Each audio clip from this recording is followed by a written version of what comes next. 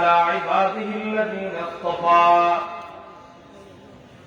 أما بعد فأعوذ بالله من الشيطان الرجيم بسم الله الرحمن الرحيم إن الذين آمنوا وعملوا الصالحات كانت لهم جنات الفردوس نزلا خالدين فيها لا يبغون عنها حولا. قال سيدنا رسول الله صلى الله عليه وسلم ينادي المنادي إن لكم أن تصحوا فلا تسقموا أبدا وإن لكم أن تحيوا فلا تموتوا أبدا وإن لكم أن تشبوا فلا تهرموا أبدا وإن لكم أن تناموا فلا تبأسوا أبدا أو كما قال عليه الصلاة والسلام. صدق الله مولانا العظيم وصدق رسوله النبي الأمي الكريم ونحن على ذلك لمن الشاهدين والشاكرين والذاكرين والحمد لله رب العالمين.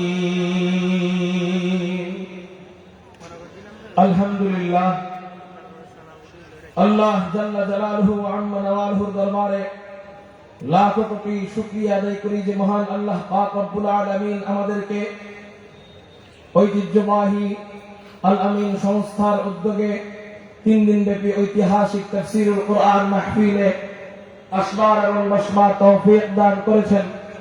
সেই জন্য সবাই অন্তরের অন্তঃস্থল থেকে শুকরিয়া আদায় করি, বলি আলহামদুলিল্লাহ। মুহতারাম হাজিরিন, আমি আপনাদের সামনে একটি আয়াতে কারিমা তেলাওয়াত করেছি। আল্লাহ পাক রব্বুল আলামিন পবিত্র কোরআনুল কারীমের মধ্যে বলেন, আউযু বিল্লাহি মিনাশ শাইতানির রাজীম, বিসমিল্লাহির রহমানির রহিম। ইন্নাল্লাযীনা আমানু ওয়া আমিলুস সালিহাতি কানাত লাহুম জান্নাতুল ফিরদাউসি নুজুলা। আল্লাহ পাক রব্বুল আলামিন এই আয়াতের মধ্যে জান্নাতে যাওয়ার দুটি রাস্তা আমাদেরকে দেখিয়ে দিচ্ছেন। আল্লাহ বলতেছেন, নিশ্চয়ই যারা ঈমান এনেছে, ইন্নাল্লাযীনা আমানু, নিশ্চয়ই যারা ঈমান এনেছে, ওয়া আমিলুস সালিহাত, এবং নিশ্চয়ই যারা নেক আমল করেছে। কয়টি কাজ ভাই? দুটি কাজ। এক নাম্বার যারা ঈমান এনেছে, 2 নাম্বার নেক আমল করেছে, তাদের জন্য আমি আল্লাহ তাদেরকে অভ্যর্থনার জন্য জান্নাতুল ফিরদাউস রেডি রেখেছি। চিল্লায় বলেন সুবহানাল্লাহ। এক নাম্বার ঈমান আনতে হবে। ঈমানটা কাকে বলা হয়? সংক্ষিপ্ত ভাবে বলি, কারণ তাফসীর করার সময় নাই।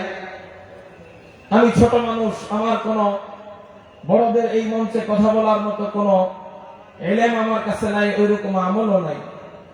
বড়রা আদেশ দিয়েছেন বসার জন্য, আল আমরু ফাওকাল আদব, সেই জন্য বসেছি। আল্লাহ পাক রব্বুল আলামিন যেন সেই কথাগুলাই বের করেন যেগুলা আমাদের জন্য জরুরি। সবাই বলেন আমিন। এক নম্বর ঈমান আনতে হবে। ঈমান কাকে বলা হয়? আল ঈমান হুয়া তাসদীকু মা জাআ বিহি নবী সাল্লাল্লাহু আলাইহি ওয়াসাল্লাম। ঈমান বলা হয় হুজুর সাল্লাল্লাহু আলাইহি ওয়াসাল্লাম আল্লাহর পক্ষ থেকে যা নিয়ে এসেছেন হুবহু তা বিশ্বাস করার নাম হলো ঈমান। 2 নাম্বার নেক আমল। নেক আমলের অনেক সংজ্ঞা আছে, এর মধ্যে একটা সংজ্ঞা হলো নেক আমল কাকে বলা হয়? মানে দুনিয়াবি কাজ অথবা আখিরাতি কাজ যদি আমরা রাসূলের তরিকা মোতাবেক করি, ওই কাজটা আল্লাহ নেক আমলে পরিণত করে দিবেন। ঘুমটা দুনিয়াবি কাজ না আখিরাতি কাজ? দুনিয়াবি কাজ। তা আমাদের এই ঘুমটা যদি রাসূলের তরিকা মোতাবেক হয়, আল্লাহুম্মা বিসমিকা আমুতু আহইয়া পড়ে ডান কাতে ঘুমাই, আল্লাহ আমার এই ঘুমটাকে সুন্নাত জিন্দা করার সওয়াবে পরিণত করে দিবেন। আমার আগে হযরত বাইতুল মুকাররমের খতিব সাহেব হুজুর বলে গিয়েছেন সুন্নতের মর্যাদা, সুন্নত পালনের যে ফায়দা। প্রত্যেকটা কাজ যখন আমি সুন্নত পালন করে চলবো, ওই কাজটা করব, আল্লাহ আমার ওই কাজকে নেক আমলে পরিণত করে দিবেন। এই দুই কাজ যদি আমরা করি, ঈমান এবং নেক আমল আমাদের যদি থাকে, আল্লাহ বলতেছেন কানাত লাহুম জান্নাতুল ফিরদাউসি নুজুলা, আমি আল্লাহ 8টা জান্নাত তৈরি করেছি। এর মধ্যে সবচেয়ে বড় জান্নাত যেটা, এই জান্নাতের নাম হলো জান্নাতুল ফিরদাউস। আমি আল্লাহ তোমাদের জন্য, তোমাদের অভ্যর্থনার জন্য, এই দুই কাজ যারা করবে তাদের অভ্যর্থনার জন্য ওই জান্নাতুল ফিরদাউস রেখে দিয়েছি। এর চেয়ে বড় দুঃখ কোথায় যায়? সব সময় এই সুযোগ মিলে না। আল্লাহ বলতেছেন তোমরা আমার জিকির করো, আমি আল্লাহ তোমাদের জিকির করব। তা আল্লাহ জিকির যদি একা একা করি, আল্লাহ পাক রব্বুল আলামিন আমাদের জিকির একা একা করবেন।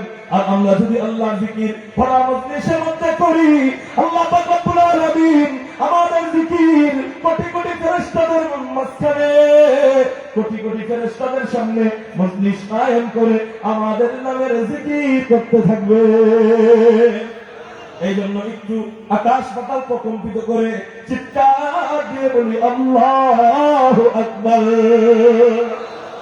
আমরা মনে করি কি মোহাম্মদ বিন কাসেম নাই, আমাদের মাঝে কেউ নাই, আমাদের মাঝে তারেক বিন জিয়াদ নাই, আমাদের মাঝে কেউ নাই, আমাদের মাঝে সুলতান মাহমুদ গজনবী নাই, আমাদের মাঝে বুঝি কেউ নাই, আমাদের মাঝে আল্লামা আহমদ শফী নাই, আমাদের মাঝে বুঝি কেউ নাই, আমাদের মাঝে আল্লামা জুনায়েদ বাবুনগরী নাই। এই জন্য বুঝি আমরা এতিম?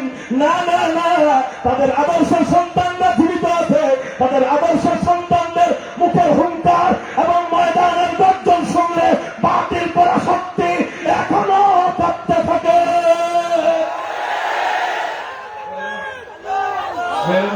ভাই, এই জন্য বিড়ালের মতো হয়ে গেছি আমরা।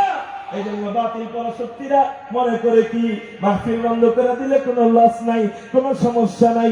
আমাদের আওয়াজ হতে হবে সুলতান মাহমুদ গজনবীর মতো। রাজি আছেন ইনশাআল্লাহ? এবার একটু চিৎকার দিয়ে বলি আল্লাহু আকবার। ভাই, তো বলতেছিলাম আল্লাহ পাক রব্বুল আলামিন আমাদের জন্য জান্নাতের ব্যবস্থা করছেন। আমরা একটু সংক্ষিপ্ত ভাবে জানবো ওই জান্নাতটা কেমন রে ভাই। আমরা যে জান্নাতে যাব, দুই কাজ করার বিনিময়ে ওই জান্নাতটা আল্লাহ পাক রব্বুল আলামিন আমাদের জন্য বানায় রাখছেন। তো জান্নাতটা কেমন, জান্নাতের ভিতরটা কেমন, জান্নাতের বাহিরটা কেমন, জান্নাতের নাজ নেয়ামতটা কেমন? হযরত আবু হুরায়রা রাদিয়াল্লাহু তাআলা আনহু নবীজিকে জিজ্ঞাসা করেন, ইয়া রাসূলুল্লাহ, ইয়া হাবিবাল্লাহ, আমরা যে জান্নাতের মধ্যে যাব, এই জান্নাতটা আল্লাহ পাক রব্বুল আলামিন কি দিয়ে বানায় রাখছেন? জান্নাত সম্পর্কে যখন আমরা আলোচনা শুনবো, আমাদের দিলের ভিতরে জান্নাতের প্রতি মহব্বত জাগবে। আর জান্নাতের প্রতি যখন মহব্বত জাগবে, তখন এই দুই কাজ করার প্রতি আমাদের আগ্রহ পয়দা হবে। এই জন্য জান্নাতের প্রতি মহব্বত নিয়ে আমরা সংক্ষিপ্ত ভাবে আলোচনাটা শুনবো। নবীজিকে জিজ্ঞাসা করে তিরমিজি শরীফের হাদিস, হাদিস নম্বর হলো 2526 নম্বর হাদিস। জিজ্ঞাসা করা হয় জান্নাতটা আল্লাহ কি দিয়ে বানাইছেন? এবার নবীজি বলেন, ও আবু হুরায়রা শোনো, আল্লাহ পাক রব্বুল আলামিন জান্নাতের দেওয়াল যে ইটা দিয়ে বানাইছেন, ওই ইট কি দিয়ে বানাইছেন? বলে লাবিনাতুম মিন ফিদ্দা, কোন কোন ইট আল্লাহ পাক রব্বুল আলামিন রূপা দিয়ে বানাইছেন, কোন কোন ইট আল্লাহ পাক রব্বুল আলামিন স্বর্ণ দিয়ে বানায় রাখছেন। কোন কোন ইট আল্লাহ পাক রব্বুল আলামিন রূপা দিয়ে বানায় রাখছেন, কোন কোন ইট আল্লাহ পাক স্বর্ণ দিয়ে বানায় রাখছেন। এবার দুই ইটের জোড়া লাগাইতে হয়, জোড়া লাগানোর জন্য মশলার দরকার হয়। দুনিয়াতে ইট জোড়া লাগায়, সিমেন্টের বালু দেয়, সাধারণ বালু দেয়, এরপর পানি দেয়। এই তিনটা জিনিস মিশ্রিত কইরা রাজমিস্ত্রির ভাইয়েরা মশলা বানায়। এই মশলা দিয়া দুনিয়ার ইট জোড়া লাগায়। আল্লাহ পাক রব্বুল আলামিন আপনার আমার জন্য ঈমান এবং নেক আমলের বদৌলতে যে জান্নাত দিবেন, ওই জান্নাতের ইট কি দিয়ে বানায় রাখছেন? বলে জান্নাতের ইট স্বর্ণ আর রূপা, আর জান্নাতের ইটের মশলা আল্লাহ বানায় রাখছেন দামি মিশক আম্বর দিয়া, জান্নাতি আতর মিশক আম্বর দিয়া আল্লাহ জান্নাতে ইটের মশলা বানায় রাখছে। मेरे मोहतरम भाइयों, जन्नतुल ज़मीन अल्लाह की दिया बनाइছেন। বলে জান্নাতুল জমিন আল্লাহ পাক রব্বুল আলামিন জান্নাতুল জমিন বানাইছেন জাফরান দিয়া। আপনারা বাংলাদেশে জাফরান কিনতে পাওয়া যায়, স্টক বাজারে, সদরে পাওয়া যায়। এই জাফরানের একটা শিশি কিনতে যাইবেন, সুবহানাল্লাহ, এক শিশি খাঁটি জাফরানের দাম 20 থেকে 50 হাজার টাকা। একটু চিন্তা করেন, দুনিয়াতেই যদি জাফরানের এত দাম হয়, পুরো জান্নাতটা আল্লাহ পাক রব্বুল আলামিন আমাদের জন্য জান্নাতের পুরো জমিনটা দামি জাফরান দিয়ে বানায় রাখছে। এবার একটু চিন্তা করেন, ওই জান্নাতটা জানি কত দামি। এবার জান্নাতের কঙ্কর আল্লাহ কি দিয়ে তৈরি করেন? বলে জান্নাতের কঙ্কর আল্লাহ পাক রব্বুল আলামিন তৈরি করছেন কোন কোন কঙ্কর মণি দিয়া, কোন কোন কঙ্কর আল্লাহ পাক রব্বুল আলামিন মুক্তা দিয়ে বানাইছেন। मेरे मोहतरम भाइयों, আমরা এই হাদিস থেকে জানতে পারলাম জান্নাতের আল্লাহ জমিন কি দিয়ে বানাইছেন, জান্নাতের ইট কি দিয়ে বানাইছেন, জান্নাতের মশলা কি দিয়ে বানাইছেন, জান্নাতের কঙ্কর কি দিয়ে বানাইছেন। এখন আমরা বুখারী শরীফের হাদিস থেকে জানবো যে জান্নাতে যাওয়ার পর আল্লাহ পাক রব্বুল আলামিন আমাদেরকে সর্বপ্রথম মেহমানদারি করাবেন কোন খাবার দিয়ে? জানার দরকার আছে নাকি নাই? আব্দুল্লাহ ইবনে সালাম রাদিয়াল্লাহু তাআলা আনহু ইহুদীদের বড় পণ্ডিত ছিলেন। ওই কখনো মুসলমান হন নাই। ওই যখন জানতে পারলেন মক্কা শরীফ থেকে হিজরত করে মদিনায় একজন নবী আসতেছে, তার নাম হলো মুহাম্মদ, উনি গবেষণা আরম্ভ করলেন, উনি কিতাবাদি পড়া আরম্ভ করলেন, তাওরাত পড়লেন, জাবুর পড়লেন, ইনজিল পড়লেন। এই তিন কিতাব পড়া উনি গবেষণা করলেন যে একজন আয়েশা দাবি করবে আমি নবী আর বিশ্বাস করবে, এটা তো হইতে পারে না, একটু যাচাই বাছাই করা দরকার। যাচাইয়ের জন্য উনি তিনটা প্রশ্ন ঠিক করছে। কয় প্রশ্ন ভাই? তিনটা। নবীজি মক্কা শরীফ থেকে মদিনায় আসছেন, আসার পরে এবার নবীজিকে প্রশ্ন করার জন্য যাচ্ছে। অন্যান্য ইহুদিরা জিজ্ঞাসা করে আব্দুল্লাহ ইবনে সালাম তুমি কোথায় যাও? আব্দুল্লাহ ইবনে সালাম বলে আজকে সত্য মিথ্যার পার্থক্য করতে যায়। আচ্ছা তাহলে আমরা তোমার সাথে যাব। আব্দুল্লাহ ইবনে সালামের সাথে হাজার হাজার ইহুদিরা মিলিত হয়, শত শত ইহুদিরা মিলিত হয়। এবার আব্দুল্লাহ ইবনে সালাম নবীজির দরবারে যায়। যাওয়ার পরে দেখেন কি নবীজি সাহাবায়ে কেরামদেরকে নিয়ে বয়ান করতেছেন, আফশুস সালাম ওয়া আতঈমুত তাআম। আব্দুল্লাহ ইবনে সালাম মসজিদের কোণায় দাঁড়িয়ে দাঁড়িয়ে নবীজির বয়ান শুনতেছেন, অপলক দৃষ্টিতে নবীজির দিকে তাকিয়ে নবীজির কাছে আসেন না, প্রশ্ন করেন না, নবীজি বয়ান করতেছেন। আব্দুল্লাহ ইবনে সালাম নবীজির বয়ান শুনতেছে আর হেদায়েতের নূর অন্তরের মধ্যে তীরের মতো বিদ্ধ হচ্ছে। मेरे मोहतरम भाइयों, এবার আব্দুল্লাহ ইবনে সালামকে অন্যান্য ইহুদিরা জিজ্ঞাসা করে কি আব্দুল্লাহ ইবনে সালাম চেহারা দেখে কি বুঝলা? এই চেহারা দেখলেই তো বোঝা যায় কোনটা মুরগি চোর আর কোনটা গম চোর আর কোনটা টিন চোর। চেহারা দেখে বোঝা যায়, চেহারা দেখে বোঝা যায় এটা সত্যবাদী না মিথ্যা নবী। চেহারা দেখলেই বোঝা যায় তুমি গাঞ্জা কর্মীর খরকায় নম্বরের আশিক রাসূল তুমি। আর চেহারা দেখলেই বোঝা যায় নবীর জন্য কারা সবসময় রক্ত দেয়। ওলামাদের চেহারা দেখলেই বোঝা যায় এরাই প্রকৃত আশিক রাসূল। मेरे मोहतरम भाइयों, तो এবার আব্দুল্লাহ ইবনে সালামকে বলতেছে কি মিয়া চেহারা দেখে কি বুঝলা? আব্দুল্লাহ ইবনে সালাম বলে ও মিয়া প্রশ্ন করব কি, চেহারা দেখেই বুঝা গেছি লাইসা বিওয়াজহিন কাযাব, এই চেহারাওয়ালা ব্যক্তি কখনো মিথ্যা নবী হইতে পারে না। এই চেহারাওয়ালা ব্যক্তি কখনো মিথ্যা নবী হইতে পারে না। এবার নবীজির বয়ান শেষ হয়, আব্দুল্লাহ ইবনে সালাম নবীজির কাছে যায়, যাওয়ার পরে বলে, হযরত আপনাকে আমি 3টা প্রশ্ন করব, যদি আপনি উত্তর দিতে পারেন আমি কালিমা পড়ে মুসলমান হয়ে যাব। নবীজি বলেন, আচ্ছা প্রশ্ন করো। এবার 3 প্রশ্ন করে। 1 নম্বর প্রশ্ন হলো, বলো তো মুহাম্মদ কিয়ামতের পূর্বে সর্বপ্রথম বড় আলামত কোনটা? 2 নম্বর প্রশ্ন হলো, বলো তো মুহাম্মদ জান্নাতীরা যখন জান্নাতে যাবে আল্লাহ পাক রব্বুল আলামিন জান্নাতীদেরকে সর্বপ্রথম কোন খাবার দিয়ে মেহমানদারি করাবেন? 3 নম্বর প্রশ্ন হলো, বলো তো মুহাম্মদ সন্তানের চেহারা কখনো বাবার মতো হয়, আবার কখনো মায়ের মতো হয়, এটা কেন হয়, কেন হয়? এই 3টা প্রশ্নের উত্তর যদি তুমি দিতে পারো আমি বই জানিব তুমি সত্য নবী, আমি কালেমা পড়ে মুসলমান হয়ে যাব। আর যদি উত্তর না দিতে পারো আমি ধইরা নিব তুমি মিথ্যা নবী। এবার নবীজি বলে, আচ্ছা ঠিক আছে, আমি তোমাকে প্রশ্নের উত্তর দিব। নবীজি প্রথমে কোনো কথা বলেন না, নিচের দিকে তাকায় থাকেন। কারণ কি? কারণ কি? ওমা ইয়ানতিকু আনিল হাওয়া ইন হুয়া ইল্লা ওয়াহয়ু ইউহা। নবীজি মন গড়া বানায়া বানায়া কোনো কথা, হাওয়াই কোনো কথা বলেন না। ওই কমিনারা বলে কি নবীজি গায়েব জানে, বলে কি বলে না? বলে নবীজি গায়েব জানে। গায়েব যদি নাই জানতেন তাহলে কিয়ামতের পূর্বে ইয়াজুজ মাজুজ আসবে, কানা দাজ্জাল আসবে, গজওয়াতুল হিন্দ হবে, কিয়ামতের পূর্বে এগুলা হবে। নবীজি বললেন কেমনে? গায়েব না জানলে এগুলা বললেন কেমনে?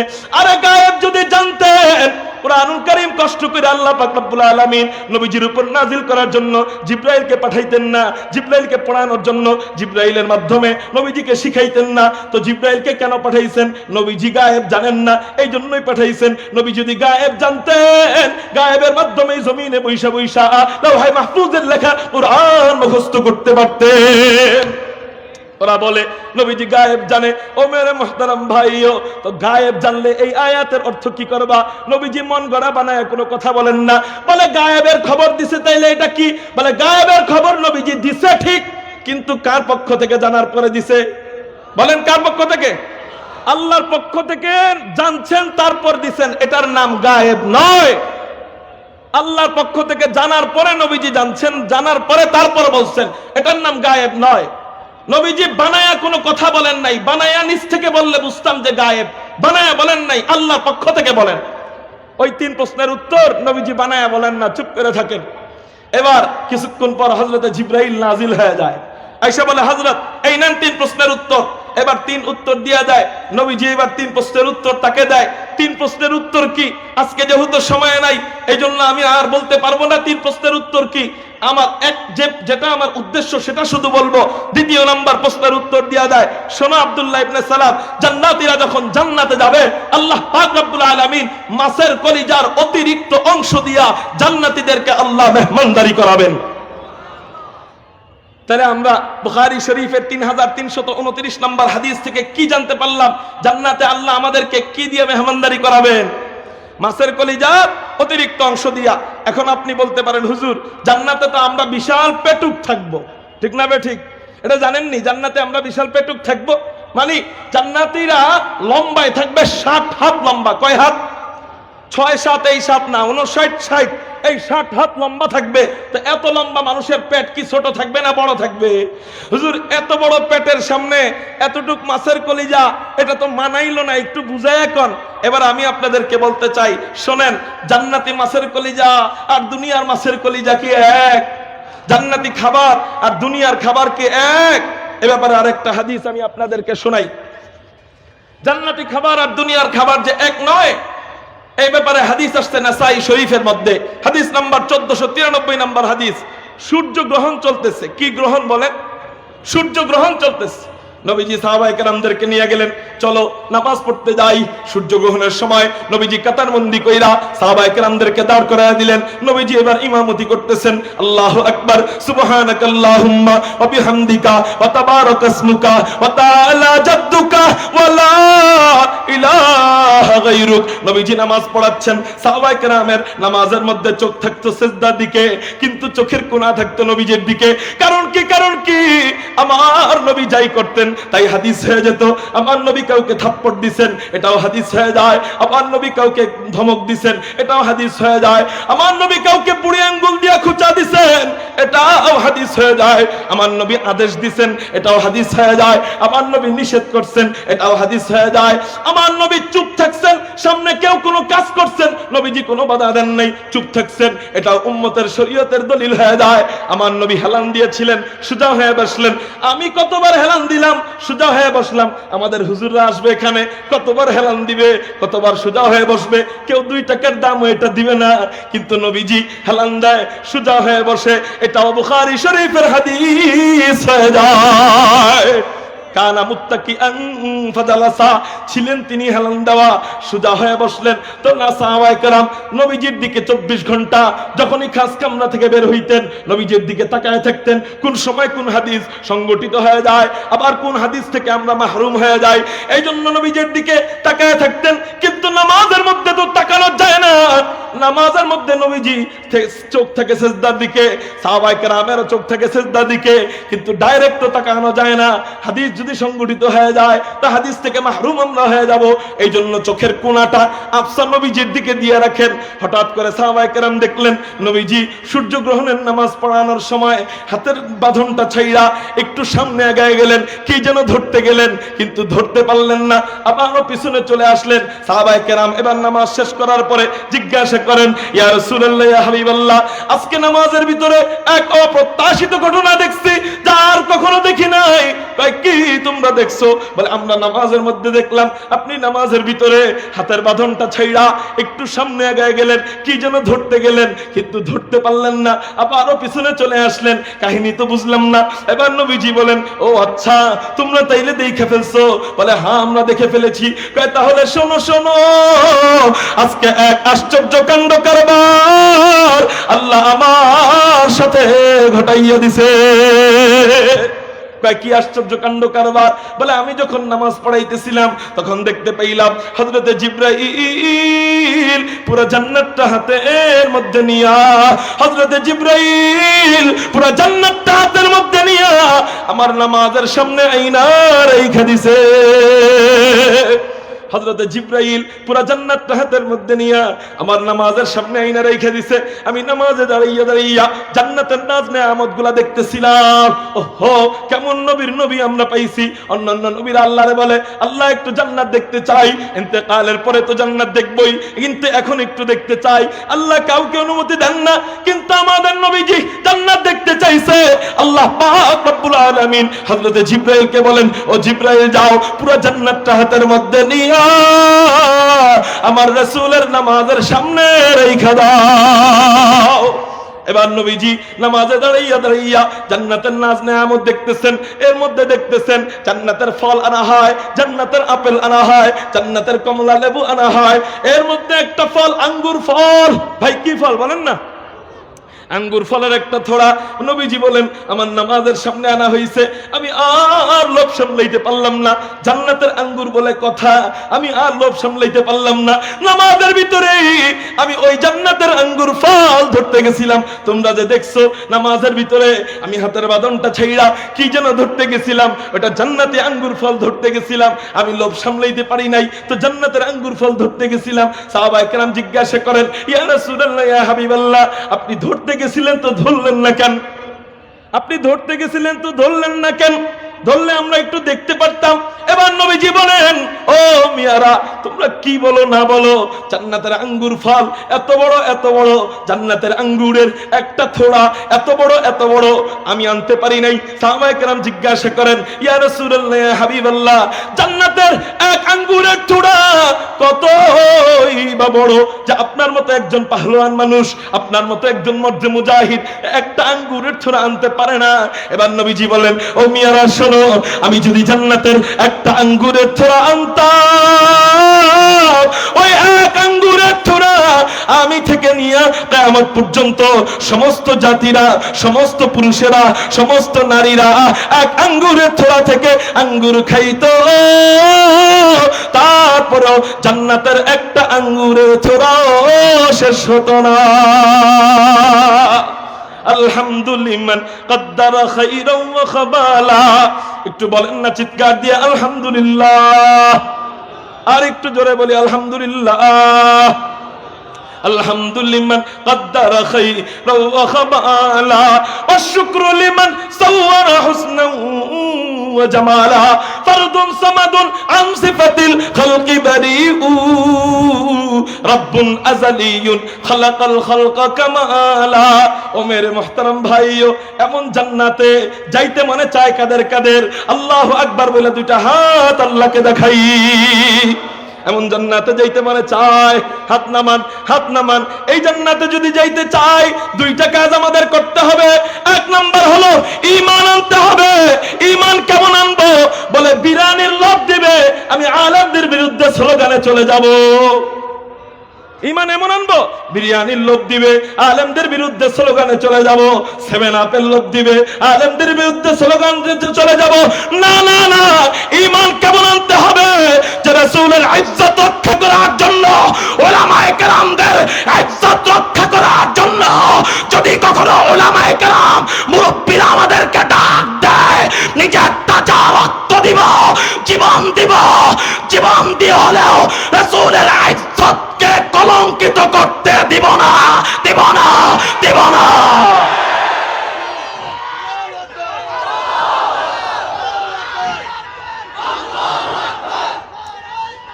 ও মুসলমান, আজকে যদি তুমি মুহাম্মদ বিন কাসেমের ভূমিকা পালন করতা, আজকে যদি তারেক বিন জিয়াদের ভূমিকা পালন করতা, আমি এখন বলি তুমি যদি শাইখুল ইসলামের ভূমিকা পালন করে যাও, আমি এখনো বলি তুমি যদি কায়েদে মিল্লাতের ভূমিকা পালন করে যাও, এক পরাশক্তি নয়, লক্ষ কোটি বাতিল পরাশক্তি আমাদের দিকে চোখ তুলে তাকানোর সাহস পাবে না, পাবে না, পাবে না।